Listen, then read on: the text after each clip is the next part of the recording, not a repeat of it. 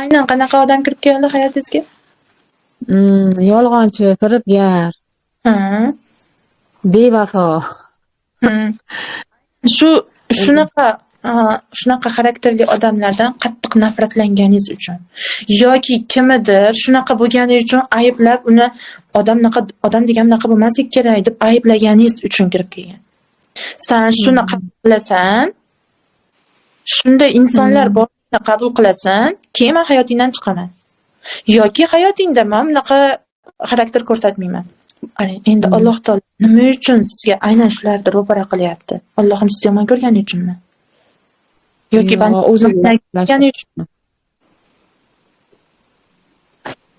chunki siz Allohning shu bandalarini qoralaganingiz uchun. To'g'rimi? Allohim har bir bandasini yaxshi ko'radi va hammani teng bo'lishini xohlaydi. Siz kimnidir xarakterini yomonladingiz, undan nafratlandingiz, odam degan bunaqa bo'lmasligi kerak dedingiz, atrofingizda xuddi shunaqa odamlar ko'payishni boshladi. Siz xuddi shu xarakterni tan oldingiz, qabul qildingiz, ha, men shunaqaman. Aslida men shunaqaman. Shunaqa bo'lmaslik uchun umr bo'yi harakat qilib, bor kuchimni sarflab kuchdan qoldim. Kuchingiz qolmay ketadi, quvvatingiz qolmay ketadi. Tan olib, ha, aslida men shunaqa bo'lishdan qo'rqar ekanman deb tan olganingizda, atrofdagilar o'zini haqiqiy yuzini ko'rsatadi. Aslida ular ham yolg'onchi emas. Aslida ular ham yolg'onni yomon ko'radi. Aslida ular ham firibgar emas. Lekin sizga shuni qiladi. Ular ham shu o'yinni ichida o'ynayotgan aktyor. Ularning og'rig'iga sizni og'rig'ingiz mos. Faqat shu. Endi bir film olsa, nimaga atrofda 1000 ta odam o'zgaradi? Chunki siz oldingizda faqat yaxshi odamlar paydo bo'lgandan keyin xuddi ular o'zgargandek ko'rinadi. Aslida ular ustozi. Sen o'zingda mana qaynasini qaysi xarakterini yomon ko'rayotgan bo'lsa, jinni suymasdan yomon ko'rib nafratlanib ketayotgan bo'lsa, aynan shu xarakterli odamlar bo'lishi mumkin deb uni qabul qilish kerak bo'ladi. Qabul qilib nafrat qancha nafratlansangiz o'zingizga tortasiz. Magnitga tortasiz. Yorug'lik tezligida tortasiz. Nafratlansiz. Keyin diqqatingizni nimaga qaratsangiz, shuni tortasiz. Qarang. Deylik, qarzdorlikka diqqat qaratyapsizmi? Ertaman turasiz, qarzimni uzishim kerak. Ovqat qilyapsiz, qarzimni uzishim kerak. Kechki payt qarzimni uzishim kerak. Xayol, uxlashdan oldin ham ertaga qanaqa qilib qarzimni uzar ekanman deb. Chunki diqqatingiz qayerda? Qarzdorlikda. Endi diqqatni farovonlikka qaratish kerak. Pulga.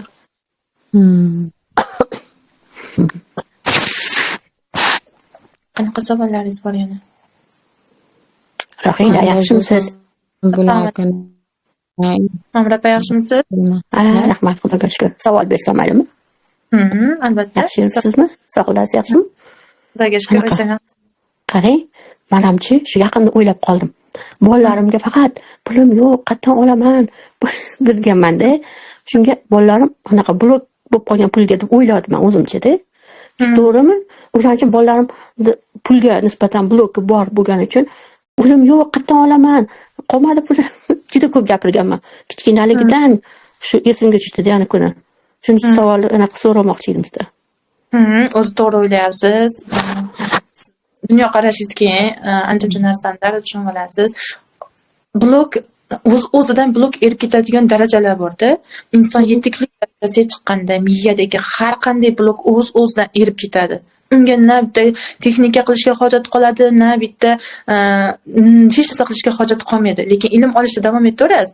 Lekin bloklar o'zidan eriydigan daraja bor. Endi bolalarim blok bormikan deyapsiz.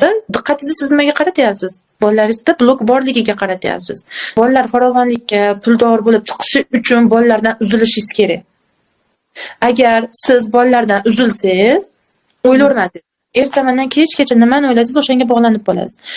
Bolam pul toparmikan, bolam ish yurisharmikan, unaqamikan, bolam nima qilyapti ekan, bolam deyorsiz, bolangiz o'zini yo'lini topolmaydi. Nimaga? U ongsiz ravishda uni siz boshqaryapsiz. Uni hayotiga kirib olgansiz, taqdir yo'liga, mana ikkita yo'l bo'lsa, u o'ziga qolib, unikiga o'tib olgansiz. Bolam deb o'ziga mayta qolib ketgan. Siz o'zingiz yo'lingizda yurishingiz kerak, faqat o'zingizni bilishingiz kerak, ilm olishda davom etaverishingiz kerak, Qur'on o'qishingiz kerak, namoz o'qishingiz kerak, Allohga tavakkul qilishingiz kerak. Mana bloklarni eritadigan joy tavakkulda eng cho'qqisi. Tavakkulni cho'qqisiga chiqqan inson qayg'urmaydi. Nimaga Alloh taolo Qur'oni Karimda aytganki, ertani g'amini yema. Hadislarda Rasululloh sollallohu alayhi vasallam aytganlarki, ertani g'amini yema, ertaga borsami, yo'qsami deganlar. Nima uchun? Bu tavakkulidir. Ertaga rizqimizni beradigan, bugungi kunimiz uchun shukr qilib, ertani g'amini yemagan paytimiz biz haqiqiy tavakkulga ega bo'lgan bo'lamiz. O'z-o'zidan pul keladi, o'z-o'zidan ish yurishib ketadi, o'z-o'zidan hamma bloklar erib ketadi. Bu tavakkulda to'qqisi. Allohga to'liq ishonch. Aslida biz o'zimizga ishonmagan, o'zimizni qabul qilsak, o'zimizga ishonsak, keyin Allohga ishonamiz. Chunki u o'ziga yaqinlashadi. Aslida Alloh ham bizni ichimizda, qalbimizda.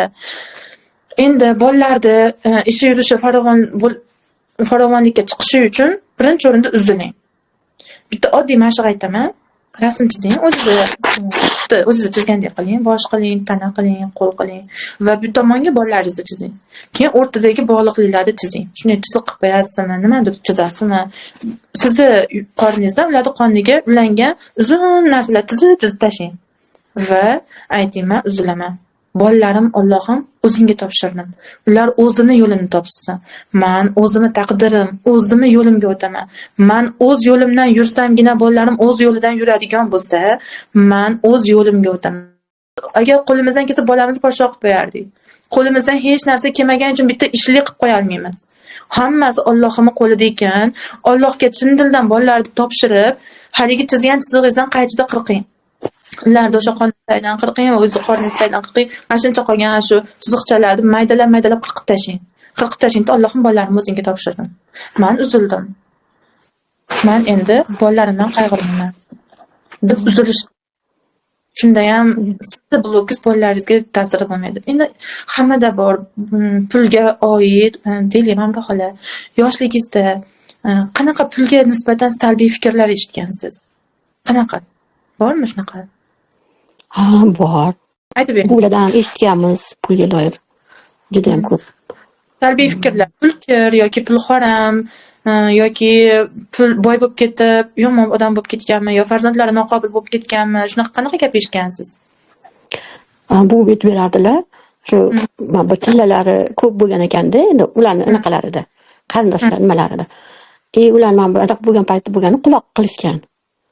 O'sha paytda o'sha anaqalarini, tillalarni otlariga anaqa yemga qo'shib yedirib, chegaradan chiqib ketishgan deb shunaqalar aytishardi. Chegaradan o'tib ketgan shu otlari bilan birga anaqa tillalarni shu anaqalarni yedirishgan ekanda, anaqa yemlarga qo'shib. Pul o'ziga nasib qilmagan o'sha odamlarni, to'g'rimi? Ha. Endi bu yerda qolsa hali quloq qilib yuborishgan deb anaqa qilishgan-ku. O'shancha o'tib ketishgan deb aytishardi-da. Endi puli ko'pligidan bu mana o'zini anaqasida qolmaganda yurtida. Qolmagan pullari bilan ketganmi yo pullarini tashlab qochishganmi? Yo'q, men aytaman otlariga yedirgan ekanda tillalarni. Anaqaga yemlarga qo'shib, yedirib, otlar bilan qo'shib o'tib ketgan ekan.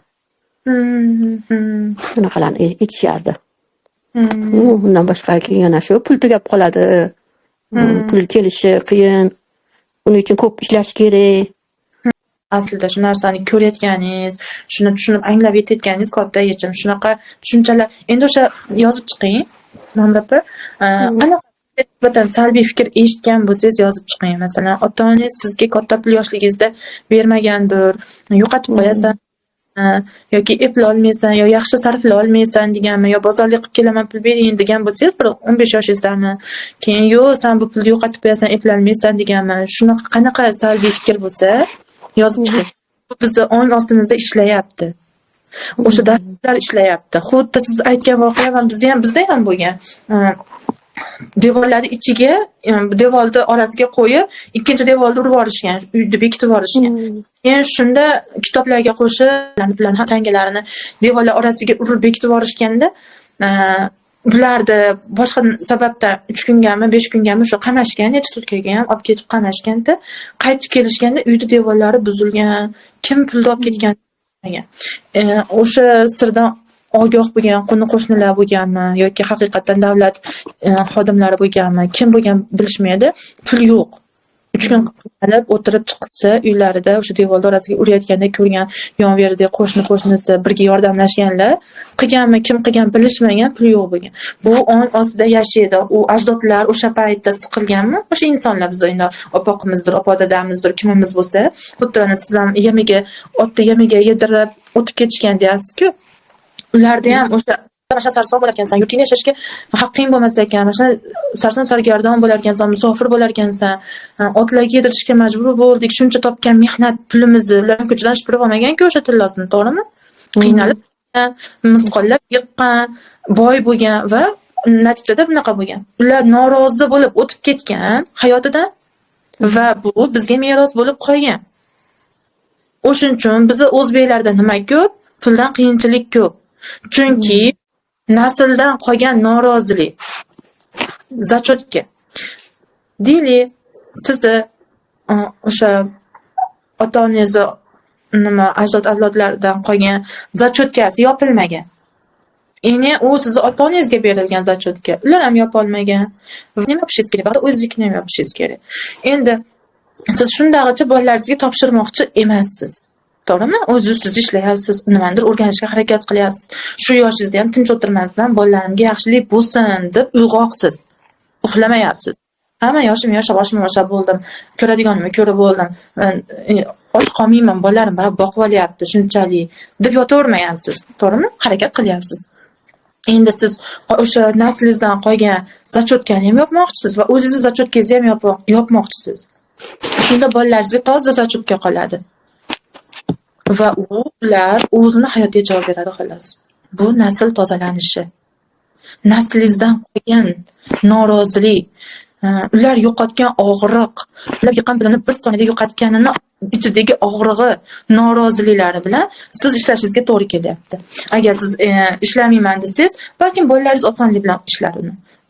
Uni bilmaysiz. O'shuning uchun doim aytiladi, men naslimdagi barcha insonlarning taqdiridan roziman. Ular qanaqa yashagan bo'lsa, nima og'riqlar kechirgan bo'lsa, men roziman. Ular nomidan rozilik berayotgan bo'lasiz. Tushunyapsizmi? Bu dinimizda ham bor. Bir inson Qur'oni Karim 30 porani yodlasa, 7 pushtini nima qiladi? Tozalaydi, to'g'rimi? Jannatga 7 ta nimasini olib kirib ketadi, bilasizlarmi? Nima uchun? Chunki nasl tozalangan.